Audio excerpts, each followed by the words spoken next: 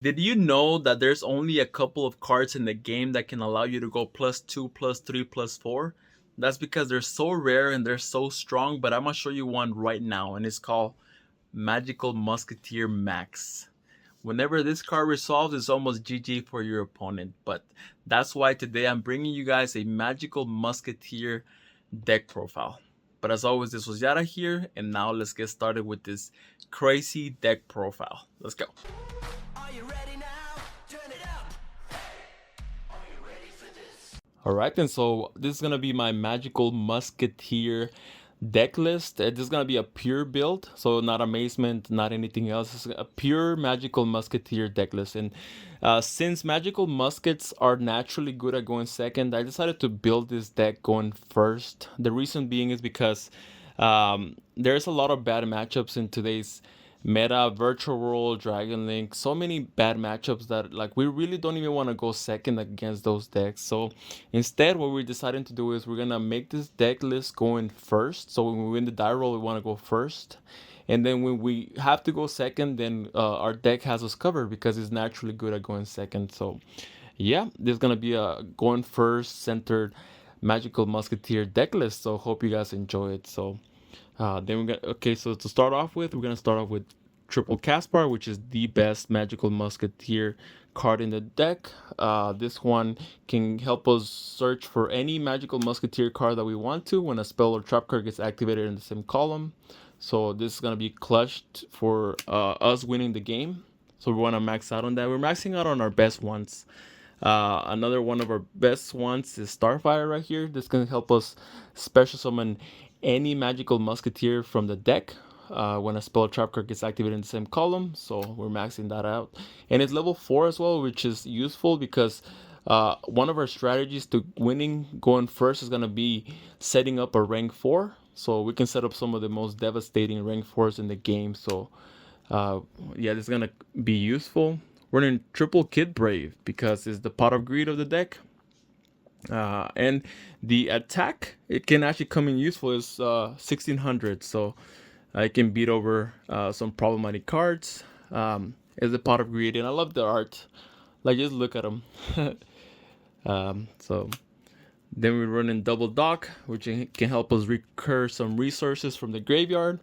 It's not as good as the other 9, but that's why we're only running 2. But it's still useful, especially mid game. It's very useful. So then we're running 1 wild, can help us recur resources plus draw a card, and it's also level 4, so it can come in useful for our rank 4s. And we're running 1 calamity as well, level 4, and can help us special summon a monster as well. So that is it. You usually don't run this whenever you're running like an Amazement Magical Musketeer, but since this is like a pure build, we're deciding to run both of these.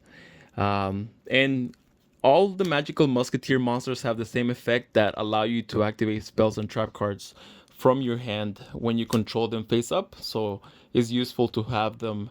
Whenever you don't have a name, you kind of cry because you can't activate your spells and trap cards. So that's why we're running as many names as possible. So that is it for the Magical Musketeer monsters.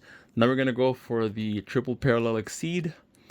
This can help us chain block our max, and also helps us set up rank 4s pretty easily, honestly. So even going first, we open up any name, and then we can go, and we have this in our hand, we can make a rank 4. So clutch. Then we're running double link apple. This is one of my own personal additions to the deck. We're also running upstart, so double link apple plus an upstart that equals 3 upstarts in the deck. And it's for consistency reasons, and also for uh, it can help us with our parallel exceed. You may be wondering, what does this card do? Well, let's read it together, okay? It says you can reveal this card in your hand, banish face up one random face down card from your extra deck, then special summon this card if the banished card was a link monster. Otherwise, discard this card, and if you do, draw a card. So most of the time we're gonna banish a link monster, so we're gonna be able to special summon this. Then we're going to either a link Karibo or link Karibo, and if we have parallel exceed in our hand, we can make a rank 4, and we get a Linger Evil plus a rank 4 without even using our normal summon. So it's pretty clutch, and if it gets discarded, then we just draw a card. So it's one of my own personal additions. You may be wondering, why don't you run the third one? Reason being is because this is a hard once per turn. If it was a soft once per turn, I would be running 3 of these, but I'm running 2 just so that we only open 1 at a time. So, and then we're running double Ash because it hits every deck. We're running double Phantasme because it helps us fix our hand. It's good against Dragon Link, Salamangreat, Tri Brigade, you name it. So it helps us fix our hand. So we usually want to side this out if we have to go against Virtual World or some control matchups, but it's good against most of the meta. So, all right, then now we're gonna go for the trap cards. So we're running double Last Stand, which is a counter trap card that we can activate from our hand. So basically, like a Solemn Judgment that we can activate from our hand when we control a face-up Magical Musketeer monster. So it is gonna be clutch to our strategy. And it's a counter trap card, so they can't even reply to us, right? Unless they control another counter trap card. So they're running double Dancing Needle. This card is so clutch, especially when they want to make plays. Like if you're playing against Drytron, they are gonna hate this card. You just banish all their names. You banish Ben 10. You banish a couple of their names, and they can't even play against Dragon Link. You banish all their graveyard. Against so many decks, against Tri Brigade, you banish it before they can banish it for cost, so they won't be able to summon any Link monsters. This card is just absolutely busted. And then we can just recur it with our dock. I mean, this is a nightmare. Like this is one of honestly, I would say this is like single-handedly the best card in the whole deck. We don't want to open multiples of them, but it's still clutch. So you can banish any 3 cards. Quick effect as well. So we're in double Desperado. So this one's Italian, but basically it's like a Trident. You can target a face-up card on the field and destroy it. I remember one time somebody tried to Mystic Mine me, and I was like, okay, that's cool. Then when it got to the end phase, I just popped the Mystic Mine. And a little cool thing is that none of your Magical Musketeers continuous effect activate. So the effect that you can activate a spell trap card is continuous, so Mystic Mine doesn't negate it. So you can still activate this under Mystic Mine from your hand. Then we're running one Crooked Crown because a lot of the times they're gonna want to pop our normal summon, and then we just chain this to whatever. Like if they target us with like Chuchi, we chain this, so now we're gonna be able to special summon another one even after a monster leaves the field, or whenever they want to bounce it with like a Tiding or a Seals. We chain this as well. They return our monsters, and then we just special summon it back again. So it's very clutch. And now we're gonna go with our spells. We're gonna be running in triple Cross Domination because it's an imperm that we can activate in the damage step as well. So it negates the effects, and also it lowers the attack and defense to 0. So it's gonna be one of the clutch cards that we can use to get rid of strong monsters. So, and the cool thing is that they're gonna attack us. They're gonna see that we have no back row. They're gonna attack our Magical Musketeer monster, and all we say is damage step.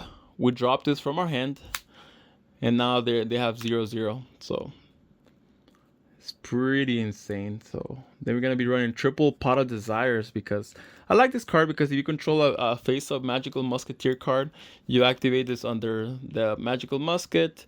You get to draw 2, and then you get to activate your Magical Musketeer effect. So plus we love consistency. We love consistency. You can run this or Prosperity, whichever one you prefer, but I prefer the +1. So we're running double Dark Ruler No More when they make us go second. It's good to get over big boards like the Drytron boards, or also to get over Dragoon. So this is our 1 out to Dragoon. Then we Desperado the Dragoon, or whatever, we beat over it. So yeah, this is so useful to us, especially because with Max, if they control like a board with like 4 monsters, then we negate it with Dark Ruler No More. We normal summon a Magical Musketeer monster, we go into Max, and now we go +3, +4. So it's pretty insane. So We're in the one upstart for the same reason as this. We can activate it under a magical musketeer monster, and then we get a draw, plus we get the magical musket effect. So this is clutch in the deck. And also we are running the one call by and the one monster reborn, which I just I just dropped. One monster reborn. So yeah, this is gonna be useful whenever they pop our normal summon. We can just revive it with monster reborn and call by the grave to ensure that our max resolves. So we want our max to resolve because that's one of the best cards in this. I think I always keep saying that is the best card, but this deck has a lot of good cards. Good cards, so it's kind of hard to pick which one is the best. One of my advices after playing this deck a couple of times is that you want to read your opponent, right? Don't play into Nibiru. Don't play into Solemn Judgment or something. Play it safe because you're gonna win out the grind game. You can just keep banishing their graveyard. You can keep negating their spells and trap cards. You can keep popping their face of monsters. So play it slow, play it steady, and don't rush anything, right? We're running triple max because why not? This card can help you go +3, +4. You have to max out on this. It's insane. Without this card, I don't think this deck would even be a thing. This card is insane. Then we're running the one Lingeribo or one Linkeribo. So we can go into either of this with our apple, with our level 1 apple. So whichever one you decide to go for. We apple into this whenever they have like a face down punishment or schism or a revolt. So now we don't even have to worry about that. So then we're going to be running their one light charmer because all of our magical musketeers are light. And you can special summon a Mikaba, Cyber Dragon, so many targets that you can special summon with this. So yeah, it can help you link climb. Pretty insane card.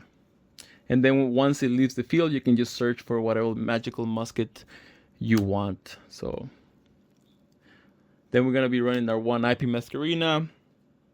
Sometimes we want to set it up to make it stronger going first board.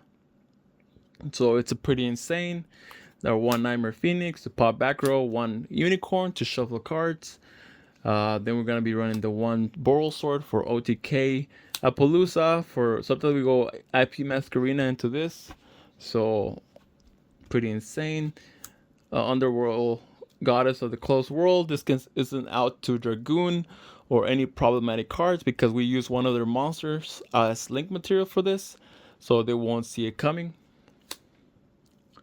And then we're running our rank 4 package, which is the Dweller, Redoer, and Bagushka, which I think is like the trinity of rank 4s. Each one has their own specific purpose. This is versus meta, like Prank Kits, Tri Brigade, Dragon Link, you name it, Virtual World. This one is versus control matchups, stuff like Guru, Eldritch, Altergeist, right? You can take their trap cards and then you can just like be a nuisance to them.